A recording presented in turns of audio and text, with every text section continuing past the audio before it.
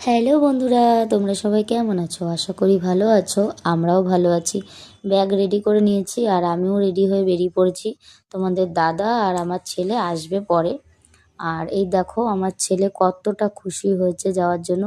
আনন্দে লাফালাফি শুরু করে দিয়েছে এখনই। আর তোমাদের দাদা ফোন করছিল টোটোওয়ালাকে। তার কারণ টোটো আসবে, তো সেই টোটো করে আমরা যাব মেন রোডে। তারপরেই বাস আসবে আমাদের নিতে। আর এই দেখো আমরা এখন যাচ্ছি বাসের কাছে। আমার ছেলে আর আমি। আর আমার ছেলে এতটাই তাড়া যে আমাকে হাত ধরে টানতে টানতে নিয়ে যাচ্ছে যে তাড়াতাড়ি চলো। বাচ্চা মানুষ তো, ওর আনন্দটা একটু অন্যরকম। আর তোমাদের দাদাকে ডাকছিলাম যে তাড়াতাড়ি আসো, বাস চলে এসেছে। আর ওই দেখো ওইটাই কিন্তু আমাদের সেই বাসটা যেটাতে করে আর কি আমরা যাব। সবাই তো খুবই আনন্দ পাচ্ছিল যে বাস চলে এসেছে, এতক্ষণ বাসের জন্য মানে অপেক্ষা করছিল। আর তারপরে এই যে তোমাদের দাদা, আমার ছেলে আরও যারা যারা আর কি মেম্বার আর কি আমরা যাব এই বাসটাতে করে, সবাই তো দৌড় দিয়েছে বাসে উঠবে বলে।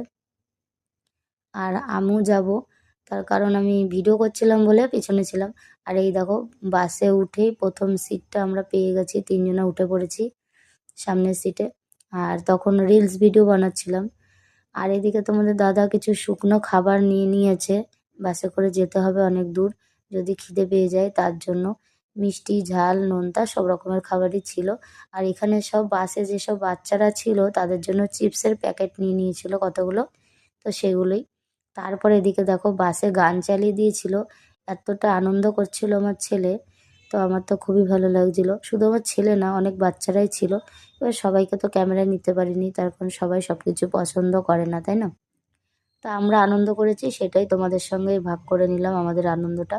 তোমাদের যদি ভালো লাগে লাইক, কমেন্ট, শেয়ার করে দিও। আর এইভাবে পাশে থেকো আমার, এটাই চাই। আর এর থেকে আর কি চাইবো তোমাদের কাছে? তোমাদের ভালোবাসার সাপোর্ট আমার জন্য অনেকটা সামনের দিকে এগিয়ে যাওয়ার জন্য অনেক।